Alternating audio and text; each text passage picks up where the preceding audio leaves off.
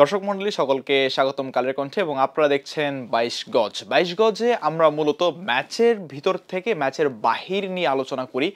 তেমনি আজকে আমরা আলোচনা করব তাসকিন আহমেদের যেই ঘটনাটা ইস্যুটা সেই ইস্যুটা নিয়ে আলোচনা করব। তাসকিন আহমেদের ঘটনাটা ঠিক দুদিন আগে যেটা মিডিয়ায় প্রচার করা হয় যে তাসকিন আহমেদ মদ্যপ হয়ে তিনি তার বাল্যকালের বন্ধুকে অর্থাৎ বেস্ট ফ্রেন্ডকে তিনি মারধর করেন এবং সে মদ্যপের সাথেও কিন্তু নারী ঘটিত ইস্যু নিয়েও কিন্তু সেখানে কথা কাটাকাটি হয় এবং সেখানে আরও কিছু তথ্য উঠে আসে যে তাসকিন আহমেদ বলেন যে মুখ খুললে নাকি তাকে গুম করে ফেলা হবে এরকম কিছু একটা। এরপর এটা নিয়ে কিন্তু মিডিয়ায় বিভিন্ন রকমের চর্চা হয়, মিডিয়া অনেক রকম কথা হয়, তাসকিনের অনেক রকম ইমেজ খারাপ করার চেষ্টা করা হয়। আসলেও কি তাসকিন আহমেদ জিনিসটি করেছেন? প্রশ্ন সমর্থকদের। তাসকিন আহমেদের একটা ইনোসেন্ট ফেস আমরা সবসময় দেখি। তাসকিন আহমেদ যখন খেলেন, তাসকিন আহমেদ কিন্তু বাংলাদেশের ক্রিকেট সমর্থকদের কাছে পরিচিত একজন হার্ড ওয়ার্কার ক্রিকেটার নামে। তাসকিন আহমেদের যে একটা কামব্যাকের যে একটা নমুনা আমরা দেখেছি 2019 সালের পর থেকে। ইভেন তাসকিন আহমেদ যখন অফ ফর্মে যেতেন তখন কিন্তু তাসকিন আহমেদ যেভাবে কামব্যাকটা করতেন, সেই কামব্যাক হার্ড ওয়ার্কটা কিন্তু বাংলাদেশি যে ক্রিকেট প্রেমীরা আছেন সেই ক্রিকেট প্রেমীদের চোখে লেগে থাকতো।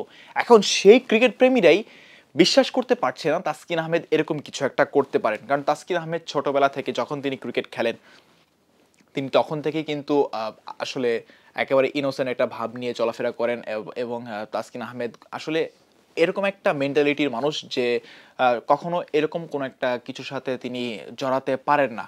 আসলে আমাদের কাছে সবার কাছে এই জিনিসটা মনে হয়।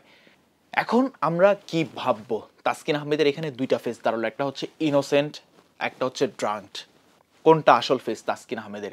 তাসকিন আহমেদের এই ঘটনার পর তাসকিন আহমেদ নিজে ক্ল্যারিফিকেশন দিয়েছেন যমুনা টেলিভিশনের কাছে। তিনি বলেছেন যে আসলে ওই ঘটনাতে আমি ছিলামই না।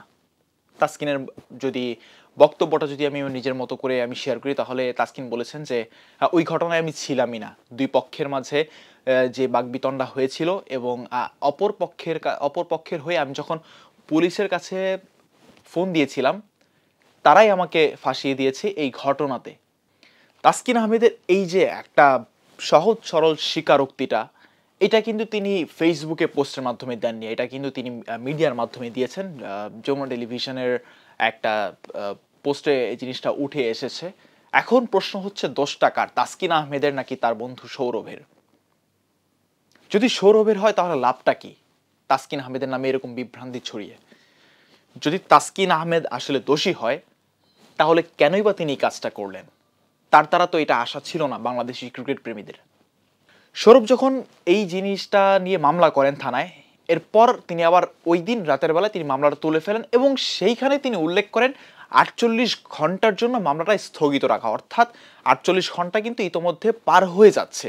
দুইটা দিন কিন্তু তাসকিন আহমেদ এই থানা পুলিশ এটা থেকে কিন্তু রেহাই পেয়েছেন। আগামীকাল থেকে নতুন চর্চা শুরু হবেন। আজ বিকেলে মিরপুর শেরেবাংলা জাতীয় ক্রিকেট স্টেডিয়ামে তাসকিন আহমেদের বাবা মাঠে আসার কথা ছিল এবং গণমাধ্যমের মুখোমুখি হবার কথা ছিল, কিন্তু তাসকিন আহমেদের বাবা আর মাঠে আসেনি।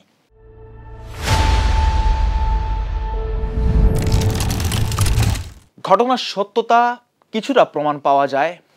লোকে বলে তাসকিন আহমেদের বাবার কাছে নাকি জানতে চাওয়া হয়েছিল যে আসলে তিনি কি ভাবছেন এই বিষয়টা নিয়ে। তখন তাসকিন আহমেদের বাবা বলেন যে সবই কপালের দোষ। এই ঘটনার এই কথার মাধ্যমে কিন্তু আমরা যে হিন্ট পাই সেই হিন্টেই কিন্তু আমরা বুঝতে পারি যে আসলে তাসকিন আহমেদের দোষ রয়েছেন এখানে। তাসকিন আহমেদ করেছেন এইটা, ড্রাঙ্কড হয়ে তিনি তার বেস্ট ফ্রেন্ডকে নারী ঘটিত কারণে তিনি মারধর করেছেন এবং গালাগালিও করেছেন। তার সাথে তাসকিন আহমেদ এটাও বলেছেন যে যদি মুখ খোলা হয় তাহলে তাসকিন আহমেদ তাকে গুম করে ফেলবেন।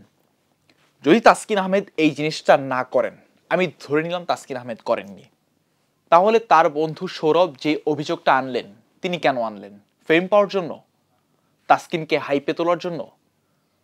তাসকিনকে যদি হাইপে তোলার জন্য এই জিনিসটা করা হতো, তাসকিন অলরেডি হাইপড একটা প্লেয়ার, তিনি বাংলাদেশ ন্যাশনাল টিমের প্লেয়ার, তিনি গর্বিত একজন খেলোয়াড়, তিনি সফল খেলোয়াড় বাংলাদেশ দলের, তিনি হাইপে রয়েছেন বর্তমানে। তার আর কি হাইপের দরকার আছে? আপনি নিজে ফেম চান, এই কারণে আপনি তাসকিনের নামে এরকম মামলা দিয়েছেন, তাসকিনের নামে এরকম অপপ্রচার চালিয়েছেন। আপনার নিজের ফেমের জন্য? আপনার নিজের ফেমের জন্য আপনি অন্যজনের মান সম্মানটা নষ্ট করার অধিকার আপনাকে কে দিয়েছে সেটা আমার জানা নেই, সেটা আমি জানতে চাই। যদি এটা আপনি নিজে ফেম পাওয়ার জন্য করে থাকেন তাহলে আপনার নামে একটা মানহানির মামলা হওয়ার উচিত। তাসকিন আহমেদ নিজে করা উচিত আপনার নামে, কারণ আপনি নিজে ফেম পাওয়ার জন্য তাসকিনের নামটাকে জড়িয়ে আপনি এই কাজটা করেছেন, তাসকিনের নামটাকে আপনি নষ্ট করেছেন। যদি তাসকিন আহমেদ তাসকিন যদি আসলে দোষী হয়ে থাকেন, সেক্ষেত্রে তাসকিন আহমেদের এই জিনিসটা করা একেবারে উচিত হয়নি। বন্ধুদের মধ্যে অনেক কথা কাটাকাটি হয়, আমাদেরও হয়, আপনাদেরও হয়, তাসকিনেরও হয়েছে। আমি রিয়েক্ট করি না, আপনি রিয়েক্ট করেন না, তাসকিন আহমেদ করেছেন।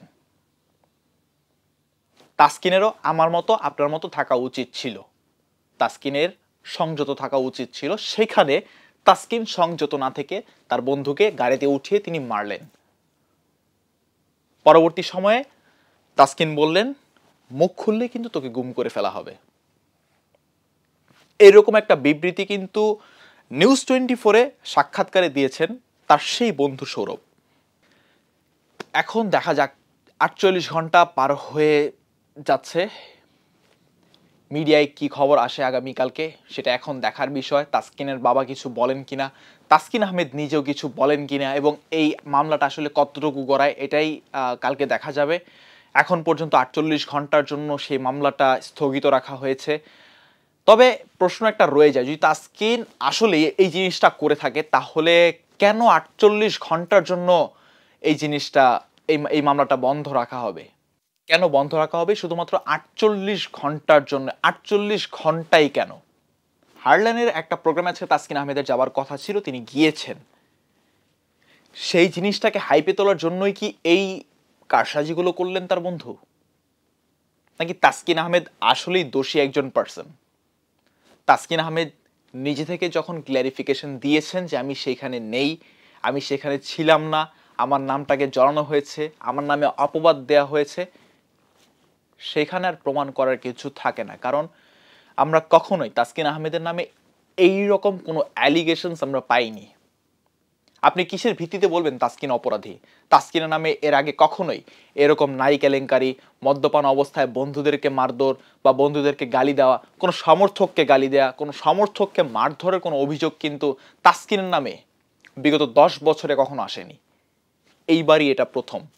ক্রিকেট সমর্থকেরা এই প্রথম জানলেন তাসকিন আহমেদ মদ খান এবং মাতাল অবস্থায় বন্ধুকে মেরেছেন।